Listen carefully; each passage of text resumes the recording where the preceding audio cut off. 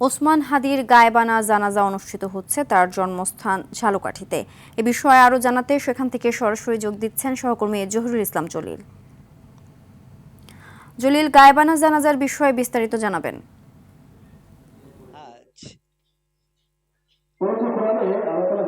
Cynthia, আপনি দেখতে পাচ্ছেন এই মুহূর্তে আমি দাঁড়িয়ে আছি ঝালকাঠির কেন্দ্রীয় ঈদগাহ জামে মসজিদ ময়দান। এখানে কিন্তু ওসমান হাদির যে মৃত্যুর পরে কিন্তু ঝালকাঠির যে তার শুভাকাঙ্ক্ষী রয়েছে তারা কিন্তু ঢাকায় যে জানাজা অংশগ্রহণ করতে না পারার জন্য ঝালকাঠিতে তারা গায়েবানা নামাজের আয়োজন করেছে। ইতিমধ্যে কেন্দ্রীয় ঈদগাহ ময়দানে কিন্তু তার গায়েবানা নামাজের আনুষ্ঠানিক কার্যক্রম চলছে। তবে এখানে যে গায়েবানা নামাজ অনুষ্ঠিত হচ্ছে, গায়েবানা নামাজের যে কার্যক্রম সেটি আমি আপনাদেরকে দেখাতে চাই যে ইতিমধ্যে এখানে যে তার শুভাকাঙ্ক্ষী আত্মীয় স্বজন এবং যে এনসিপি সহ বিভিন্ন ইনকিলাব মঞ্চ সহ যে বিভিন্ন ছাত্র জনতা তারা অংশ নিয়েছে এই জানাজার নামাজের জন্য।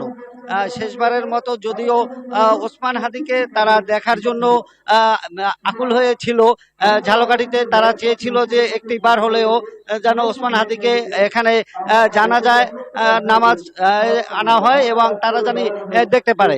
যদিও সেটি তারা না পারার জন্য দুঃখ প্রকাশ করেছেন, কিন্তু শোকাহত এই যে পরিবারগুলো রয়েছে তারা কিন্তু ইতিমধ্যে আমরা দেখতে পাচ্ছি যে শোকাহত পরিবার আত্মীয় স্বজন যারা রয়েছে শুভাকাঙ্ক্ষী তারা এই নামাজে কিন্তু অনুষ্ঠিত হচ্ছে যে গায়েবানা জানা যায় সেখানে তারা সমবেত হয়েছে কেন্দ্রীয় ঈদগাহ মসজিদে ময়দানে। এখানে গায়েবানা নামাজের আয়োজন করা হয়েছে।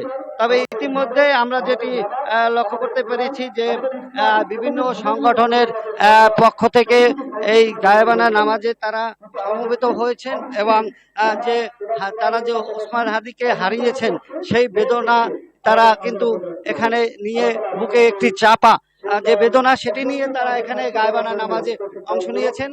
তবে সর্বোপরি এই গায়েবানা নামাজের পরে তারা শোকাহত পরিবারের জন্য সমবেদনা সহ তারা বিভিন্ন রকমের যে শোক এগুলো প্রকাশ করছেন এবং তারা চাচ্ছেন যে দ্রুত যেন গায়েবানা জানাজা থেকেও কিন্তু বারবার তারা যে একটি যে তারা প্রতিবাদ জানিয়ে যাচ্ছেন যে যারা এই যে একজন যে ওসমান হাদিকে তারা নির্মমভাবে যারা খুন করেছে তাদের যেন দ্রুত গ্রেপ্তার করে আইনের আওতায় এনে তাদের সর্বোচ্চ শাস্তি ফাঁসি দেওয়া হয়, সেটি তারা দাবি জানিয়েছেন। তবে আমরা এখন একটু যদি শুনি এখানে তাদের সহকর্মী আছে তারা আসলে যে বক্তব্য রাখছেন সেটি আমরা সরাসরি একটু দেখাতে চাই। আমরা ঠিক মতো কথা বলতে পারি নাই। এই লোকটা আমাদের জেলার ছেলে, সারা বাংলাদেশে একটা বিপ্লবের আলোড়ন করে গেছে। তাকে হত্যা করা হয়েছে, তিনি শহীদ হয়েছেন। আল্লাহ তাআলা তাকে শহীদ হিসেবে কবুল করুক, সকলে বলি আমিন। আমরা একটা কথা বলে দিতে চাই, আজকে উনি শহীদ হয়েছেন আর বিপ্লবের চেতনাকে যদি আমরা সিনথিয়া দেখতে পাচ্ছেন এখানে সহকর্মীরা কিন্তু কান্নায় ভেঙে পড়ছেন। আমরা জানাজার নামাজটি দেখেছি।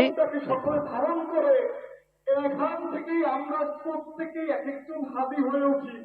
আমরা আল্লাহ তাআলার সন্তুষ্টির জন্য সকলে একসাথে কাজ করি। এই দেশ জলিল, আপনাকে ধন্যবাদ।